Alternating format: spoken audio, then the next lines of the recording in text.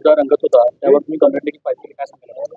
मला असं वाटतं की एखाद्या राजकीय कार्यकर्त्याला तुम्ही खोटे गुन्हे टाकून त्याचं करिअर खराब करण्याचं काम डीसीपी गर्ग सारखे अधिकारी करतात.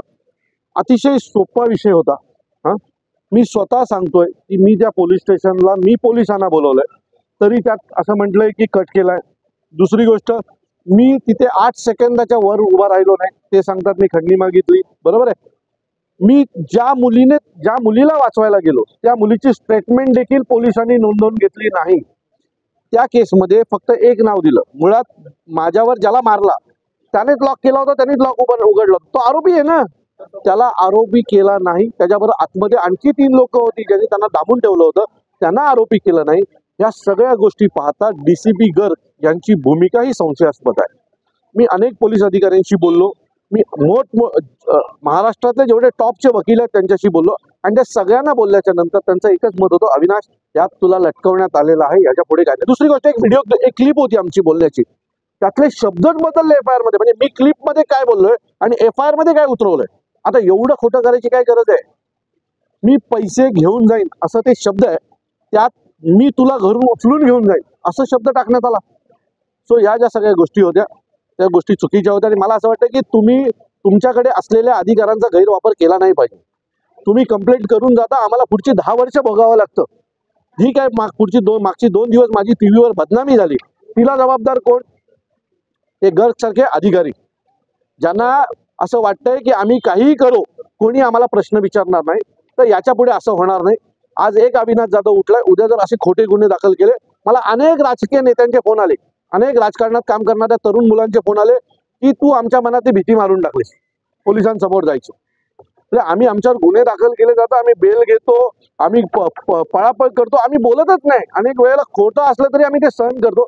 मला असं वाटतं की माझ्या या ऍक्शन नंतर राजकारणातला कुठलाच तरुण पोलिसांनी दाखल केलेल्या खोटा गुन्हा जो आहे त्याला विरोधच करेल. अविनाशजी, यामागे कोण असू शकतं, काय वाटतं तुम्हाला? मला असं वाटतं की बघा ना, मला बेलेबल कलम आहेत.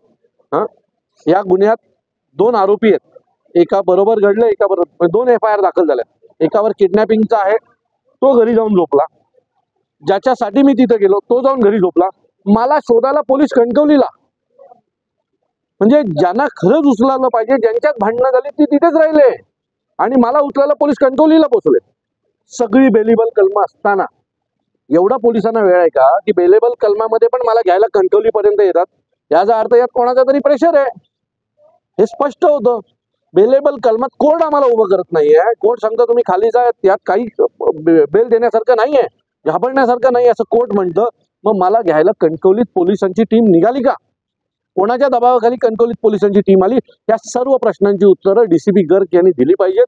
त्याशिवाय आम्हाला कळणार नाही की नक्की झालं काय होतं त्या दिवशी. म्हणजे मी तुम्हाला सांगतो, मी सकाळपासून पोलीस स्टेशनला होतो. म्हणजे ती घटना घडल्याच्या नंतर 5 वाजेपर्यंत मला कुठेही असं वाटलं नाही की काय घडतंय. बरोबर आहे. ज्या दिवशी घटना घडली त्या दिवशी माझ्यावर एफआयआर झालाय मला माहितीच नाही. दुसऱ्या दिवशी रात्री 8 वाजता काही मोठ्या पेपरच्या पत्रकारांनी मला फोन केले आणि मला सांगितलं तुमच्यावर गुन्हा दाखल होतोय. मी म्हटलं घटना काल दुपारी 12ला घडली, आज रात्री 8 वाजता माझ्यावर गुन्हा का दाखल होतोय? तो पूर्ण प्लॅनिंग केलं गेलं. 1-1.5 दिवसाचा वेळ घेतला गेला आणि त्या 1.5 दिवसात मला कसं अटकावं हे त्यांनी प्रयत्न केला, पण मी खोटा नव्हतो आणि त्याच्यामुळे मी माझा प्रामाणिकपणा समोर ठेवला. मी माझ्या पक्षाच्या नेत्यांना सांगितलं मी जे केलंय ते खरं केलेलं आहे, यात खोटेपणा काही नाहीये, मी याच्यात लढणार. त्यांनी प्रयत्न केला पण मी खोटा नव्हतो आणि त्याच्यामुळे मी माझा प्रामाणिकपणा समोर ठेवला. मी माझ्या पक्षाच्या नेत्यांना सांगितलं मी जे केलंय ते खरं केलेलं आहे, यात खोटेपणा काही नाहीये, मी याच्यात लढणार. जर मला न्याय मिळाला नाही तर मी गर्गच्या कार्यालयासमोर जाऊन बसीन आणि मला न्याय मिळवून घेईन. गृहमंत्री देवेंद्र फडणवीस आहेत, तुम्ही त्यांची काय भेट घ्या? आम्ही गृहमंत्र्यांना पत्र लिहिलेलं आहे. आमच्या पक्षाचे नेते संदीप देशपांडे यांनी हा तपास त्या पोलीस स्टेशनला योग्यरित्या होणार नाही, हा दुसऱ्या पोलीस स्टेशनला ट्रान्सफर करावा. जर आम्ही यात खोटे असतो तर आम्हीच का मागणी केली असती आमचा तपास दुसरी कोणी करावा? आम्हीच मागणी केली की आमचा तपास दुसऱ्या पोलीस स्टेशनच्या माध्यमातून व्हावा, जेणेकरून कितीचा व्यवहार झाला, कशा प्रकारे व्यवहार झाला, गोल्ड व्यापाऱ्याच्या मुलाची नावं त्यात का नाही आली, या सगळ्या प्रश्नांची उत्तरं मिळतील. तो गोल्ड व्यापाऱ्यांनी त्या केसमध्ये असलेले बाकीचे आरोपी कुठे आहेत? ज्याने लॉक खोलला, ज्याने लॉक उघडला, ते आरोपी कुठे आहेत? जो वैभव आहे त्याला FIR वाचायला पण दिली नाही. त्याला FIR न वाचायला तू त्याला साईन कर अशा लेवलला त्याला घाबरवून त्याच्या साईन घेतल्या गेल्या. त्याच्या बायकोची स्टेटमेंट येणं खूप गरजेची होती. ती स्टेटमेंट पोलिसांनी आजही 8 दिवसानंतर घेतलेली नाहीये. आज ती त्या लोकांनी कोर्टातून रेकॉर्ड करून बाय पोस्ट कोर्टाला पाठवलेली आहे. ती स्टेटमेंट पोलीस स्टेशन अल्टिमार्क पोलीस स्टेशनला पाठवलेली आहे. तर ही सगळी घटना जर नीट पाहिलात आणि चार्जशीट मध्ये मांडले गेलेले मुद्दे जर नीट पाहिलात तर मला असं वाटतंय की ही चार्जशीट खोटी आहे. आम्ही तिथे गेलो होतो का? हो आम्ही गेलो होतो. आम्ही तिथे काही भांडणं केलीत का? हो केलं, कारण आतून एक मुलगी ओरडत होती आणि तिला वाचवणं हा माझं कर्तव्य मी मानतो आणि त्याच्यासाठी जर माझ्यावर गुन्हा दाखल होणार असेल तर तो करा. परंतु खंडणीसारखा खोटा गुन्हा माझ्यावर जर दाखल केलात तर मला वाटतं ते योग्य नाही. तुम्ही राजकारणातनं कोणाला उठवण्याचा अधिकार तुम्हाला नाही. जर तुम्ही आमच्या पाठी लागलात तर आम्ही पण तुमच्या पाठी लागू. अविनाशजी, डीसीपीच्या सोबत कोणाची चौकशी आणखी झाली पाहिजे? तुमचा थेट आरोप कोणावर? माझा DCPवर आहे, कारण ती जी मुलगी आहे तिला 12 वाजता 12-1च्या दरम्यान पोलीस स्टेशनला नेलं. रात्री 8:30 वाजता एका सामाजिक महिला कार्यकर्त्यांनी पोलिसांना फोन करून विचारलं, अहो तुम्ही त्या मुलीला रात्री 7 नंतर मुलीला पोलीस स्टेशनला ठेवू शकत नाही. 8:30 वाजले तरी तर तुम्ही त्या मुलीला पोलीस स्टेशनला का बसवून ठेवलंय? दुसरी गोष्ट, तिला डिटेन केल्यासारखं महिला कॉन्स्टेबलच्या रूममध्ये बसवून ठेवण्यात आलं आणि एवढ्या दरम्यान तिची कुठली स्टेटमेंट घेण्यात आली नाही. DCP त्या गोल्ड व्यापाऱ्याला घेऊन त्यांच्या केबिनमध्ये बसले, पण त्या मुलीशी बाबा तुझ्याबरोबर काय घडलं हे विचारण्याचं DCPनी कर्तव्य देखील बजावलं नाही.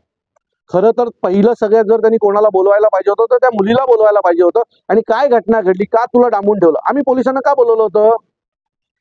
आम्ही पोलिसांना बोलवलं ना. तर पोलिसांना आम्ही का बोलवलं होतं? का तर त्या मुलीला डांबून ठेवलंय. त्या मुलीची चौकशीच नाही. प्रकरण लगेच बदललं गेलं कारण तो गोल्ड व्यापारी होता. त्या गोल्ड व्यापारीच्याच बाजूने चौकशी सुरू झाली.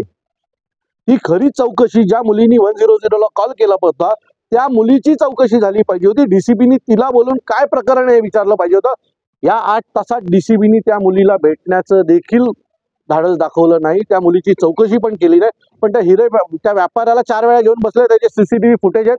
मी बाहेर बसलो होतो. दर 15-20 मिनिटांनी त्याला आत बोलवलं, बाहेर पाठवलं जायचं. नंतर आम्हाला वाटलं साला आम्ही फोन करून चुकी केली की काय. त्या व्यापाऱ्यांनी तर नव्हती फोन केला, आम्ही फोन केला होता. आम्हाला असं वाटलं आम्ही पोलिसांना बोलवून आम्ही आमच्या अंगावर पोलीस खेचून घेतले. तो असं ते सगळं प्रकरण आहे. मीडियाला पण माझी विनंती आहे की तुम्ही 3 दिवस मला दाखवलं, मी खंडणी घेतली, फुल ऍक्शन घेऊन माझं CCTV फुटेज वगैरे सगळं दाखवलं तुम्ही लोकांनी. आता मी खरं आहे माझी बाजू मांडतोय, ती पण कृपया तुम्ही दाखवा. कारण मी खूप मेहनत करून राजकारणात आलो. मी माझ्यावर केसेस घेतल्या, जेल कापलं, आंदोलनं केली, उपोषणं केली आणि यानंतर इथपर्यंत पोहोचलो. त्या गर्गला काय तो एसीत बसून असतो. मी रस्त्यावर रोज दिवसभर लोकांसाठी कामं करतो. आतापर्यंत मी 3000 मुलींची लग्न केली. 400 मुलींनी शाळेत जावं म्हणून त्यांना सायकली दिल्या. 350च्या वरती म्हाताऱ्या माणसांचे मोतीबिंदूंचे ऑपरेशन केले. एका पोरीचे पाय तुटले. तिचा अख्खा खर्च मी माझ्या बायकोचे दागिने घाण ठेवून केलं. माझ्या करिअरची वाट लावायची का त्याला, त्या व्यापाऱ्यासाठी? अहो तुम्हाला थोडेसे मिळाले, माझं अख्खं आयुष्य बर्बाद होईल.